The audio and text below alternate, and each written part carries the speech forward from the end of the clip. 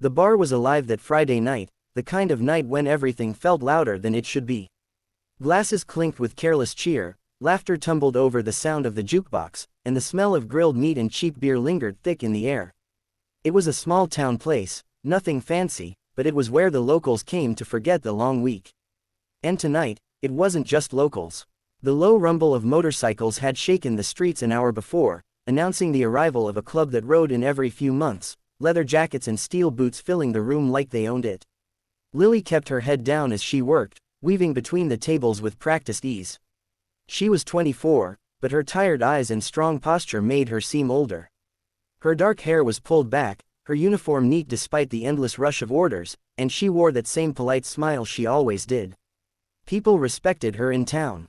They said she had been through things most wouldn't survive, yet here she was, steady, dependable, a young woman holding her world together shift after shift.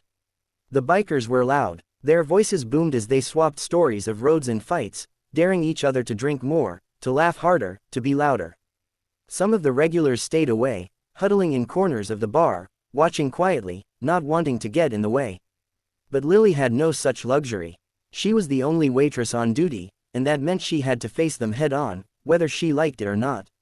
At first, it was just the usual behavior, whistles when she walked by, nicknames thrown across the table, the kind of things she had learned to tune out. She had been working there long enough to know how to smile and keep moving, how to make herself untouchable without ever making a scene. But then one of them decided he wanted more than a smile. He was the biggest of the group, with a shaved head, thick arms covered in tattoos that twisted like snakes across his skin. He leaned against the counter, watching her with a grin that didn't reach his eyes. When she set a tray of drinks down in front of him, he leaned closer, the smell of alcohol heavy on his breath. "Come on, sweetheart," he said, his voice loud enough for his friends to hear. "Give me a real smile, not that fake one you're saving for tips." Lily kept her expression calm. "Here's your order. That'll be $8.50. The biker laughed and slapped a bill down, his eyes not leaving her face. "Don't be shy. Bet you've got a beautiful laugh. Let's hear it." "I'm working," she said evenly. "Enjoy your drink." She turned to leave, tray tucked against her side. But he wasn't done. His hand shot out faster than she expected, catching the edge of her shirt. For a second, the fabric held. Then came the unmistakable sound of it tearing, sharp and jarring, cutting through the music, the laughter, and the chatter all at once. The entire bar seemed to freeze. Glasses stopped midway to lips. The jukebox suddenly felt too quiet, even though it hadn't skipped a beat. The sound of tearing fabric had ripped through more than just cotton. It had shattered the fragile line Lily always walked between patience and violation, between order and chaos. Every eye in the room turned. Some stared in shock, others in dread, a few in anticipation of the fight they thought might follow. The biker's friends grinned uneasily, waiting to see if this was going to be another one of his wild stories to brag about. The regulars, the men and women who had seen Lily serve them food for years, clenched their fists in silent anger but didn't move. This wasn't their fight, and they knew it.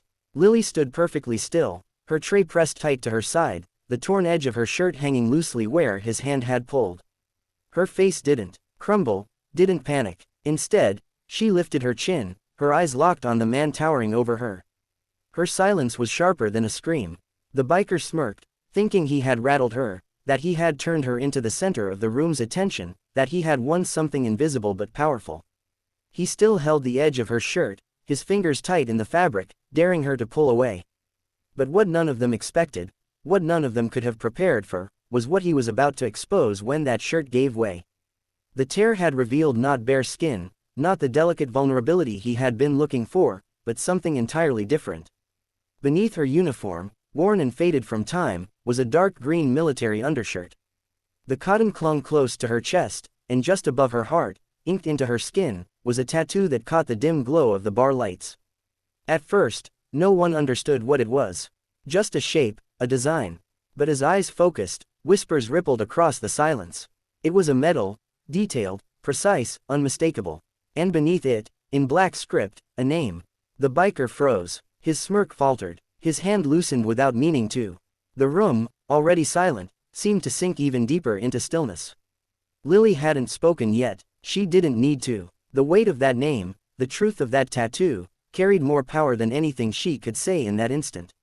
And for the first time all night, the biggest man in the room looked small. The silence that followed was heavy, like a blanket pressing down on everyone in the bar. The laughter that had filled the room only moments before seemed like a distant memory, swallowed whole by the weight of the sight before them. The torn shirt hung loosely at Lily's side, but it wasn't the rip that captured everyone's attention. It was the tattoo, black ink, sharp and deliberate, the kind of ink carved into skin with meaning deeper than vanity. In memory of Sergeant Daniel Cross. Every person in that bar knew the name. Daniel Cross had been a hero from their town, a soldier who had gone overseas and never come back. His face had been in the local paper, his funeral had stopped traffic in the streets, and his name was etched into the memorial stone by the courthouse. To some, he was a symbol. To Lily, he had been everything.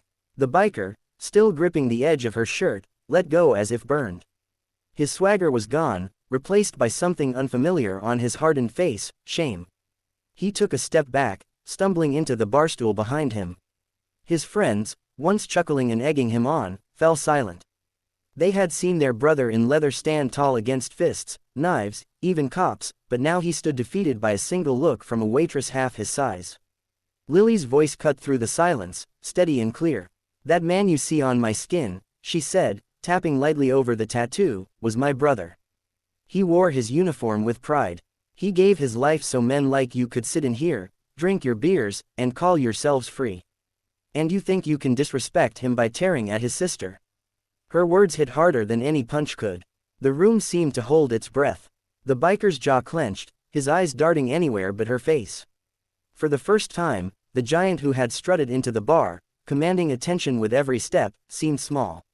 He rubbed the back of his neck, his tattoos shifting as his muscles tensed, but no words came. Across the room, one of the regulars, an older man with a gray beard, whispered to no one in particular, "That's Daniel's sister." My God! A ripple of recognition passed through the crowd. Many had seen Lily after the funeral, walking alone with her head high, refusing to let the world see her break. She had carried her grief quietly, without complaint, without asking for sympathy. And now, that grief stood as her shield, unshakable. Lily didn't look away from the biker. Her calm was unnerving, steady as a stone in a rushing river. "You wanted to see me, didn't you?" she asked, her voice lower now, cutting sharper. "Well, now you have. I'm the sister of a fallen soldier. And I will not be disrespected in my own town, in my own bar." The biker swallowed hard, his Adam's apple bobbing as if he were trying to find words. But none came. Instead, he gave a stiff nod and lowered his eyes to the ground. His crew shifted uncomfortably in their seats. Some of them looked at Lily, then at their friend, their expressions uneasy. This wasn't what they had signed up for when they roared into town. They had expected drinks, laughter, maybe a scuffle, but not a lesson in humility. One of them muttered, "Come on, man. Let's just sit down." But Lily wasn't finished. She wasn't cruel, but she wasn't going to let the moment slip away either. She wanted them all to hear her. She wanted the whole room to remember this night. You ride around wearing your patches, your leather, pretending it makes you men. But respect is what makes a man. Strength isn't about who you can push around, it's about who you protect. My brother knew that, he died for that, can any of you say the same? Her words echoed like a sermon. Even the jukebox, still humming softly in the background, felt muted compared to her voice. The biker finally found his own. I didn't know," he muttered, his voice rough, barely above a whisper. "I didn't mean, you didn't care to know," Lily interrupted, her tone sharp but not angry. "And that's the problem. Men like you don't think before you act. You forget that every person you push around has a story. You forget that every scar, every mark, means something." He looked at her then, really looked at her, and for the first time, she saw fear, not the fear of violence, but the fear of guilt, the fear of being judged and found small. The silence lingered for what felt like forever. And then, slowly, something remarkable happened. One by one, the other bikers lowered their heads. They didn't speak. They didn't challenge her. They simply bowed to the weight of what they had just witnessed. The regulars in the bar followed suit in their own way, raising glasses quietly in respect, not to the biker, not to the moment, but to the name inked above Lily's heart. To Daniel, to the sacrifice they all remembered but had perhaps taken for granted. Lily stood tall, her shoulders back, her breathing steady. She hadn't wanted this scene, hadn't asked for it, but it had come to her, and she had faced it the only way she knew how, with strength, with dignity, with the memory of her brother burning inside her like a flame that would never go out. The biker, still red-faced, finally sat down, his hands gripping the edge of the bar. He didn't say another word. His friends stayed quiet too, their rowdy energy drained out of them, replaced by something heavier. Respect, shame, maybe even a little admiration. The bar slowly came back to life, but it wasn't the same noise as before. The laughter was softer, conversations more subdued. The regulars gave Lily nods of quiet approval as she moved back to work, the tear in her shirt forgotten by her but remembered by everyone else as the moment the whole room had changed. No one that night forgot what they saw. Not the biker who thought himself untouchable. Not the patrons who witnessed a woman stand taller than a room full of men. And certainly not Lily, who walked away not with fear or embarrassment, but with her brother's name carried higher than ever, a reminder that some strength cannot be touched, torn, or broken.